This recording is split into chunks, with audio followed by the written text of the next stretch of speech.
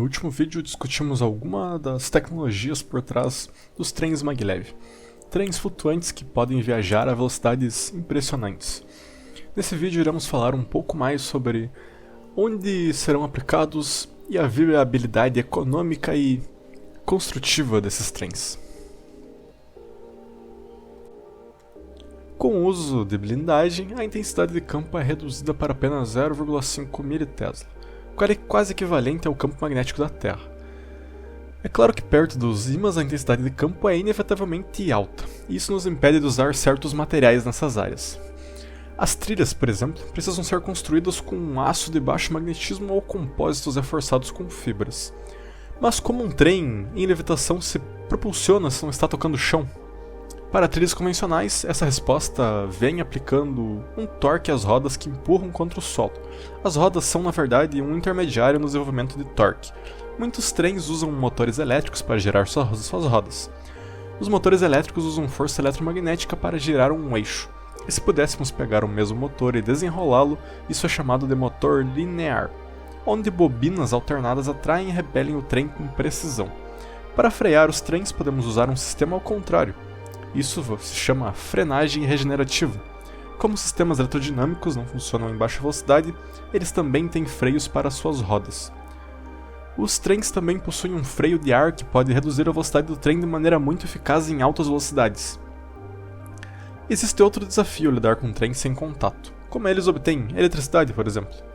Para sistemas maglev de baixa velocidade, eles usam um terceiro trilho de baixo atrito, comum em sistemas de metrô, para fornecer eletricidade aos trens.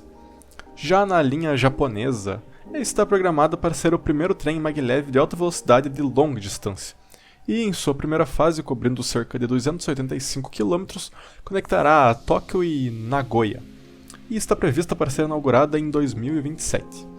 A segunda fase, que completará os restantes 438 km até Osaka, deve ser construída uma década depois. Então por que o Japão está buscando essa tecnologia futurística?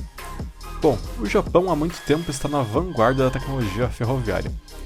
Após a abertura da linha Shinkansen em Tóquio e Osaka em 1964, o primeiro trem de alta velocidade do mundo, eles imediatamente começaram a explorar maneiras de reduzir a viagem de 4 horas para menos de 1 hora.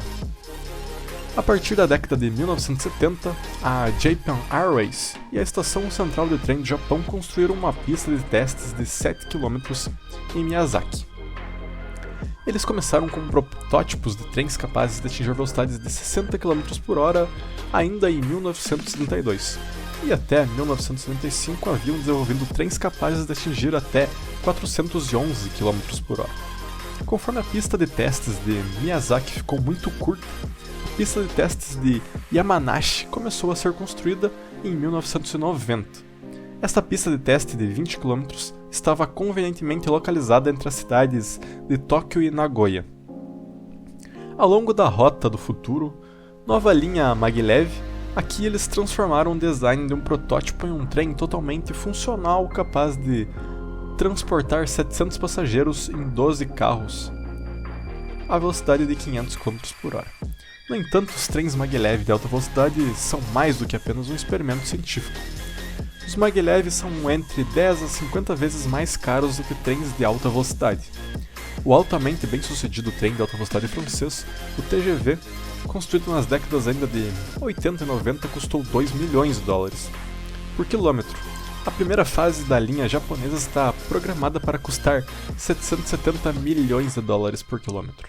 Mesmo quando comparado com a mesma rota de Tóquio e Osaka, via trem de alta velocidade, o sistema maglev custará 11,3 vezes mais por quilômetro do que os trens de alta velocidade disponíveis atualmente.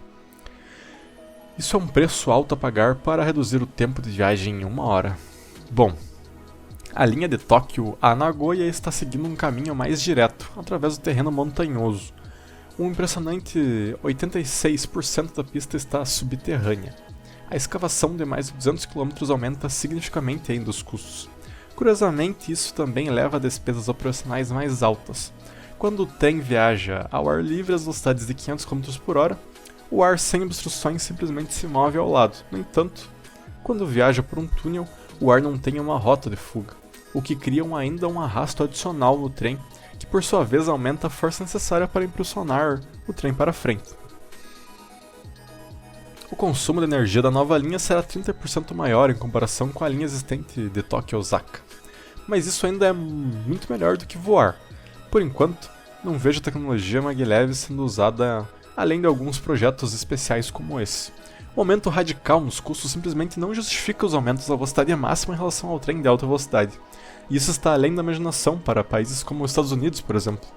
Estamos lutando para obter um serviço ferroviário regular mesmo em lugares especialmente adequados para ele.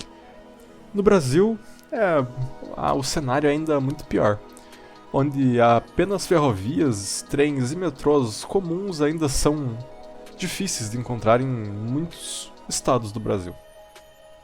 Com as recentes especulações sobre o potencial dos supercondutores de temperatura ambiente, uma tecnologia que tornaria os trens maglevs muito mais fáceis de construir, o interesse online pelas tecnologias supercondutoras está maior do que nunca.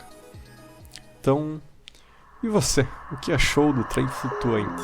Deixe-me saber aqui na seção de comentários abaixo. Se você gostou desses vídeos, clique no botão de like e inscrição e continue assistindo os próximos, clicando em um dos cartões aqui na tela. Até a próxima!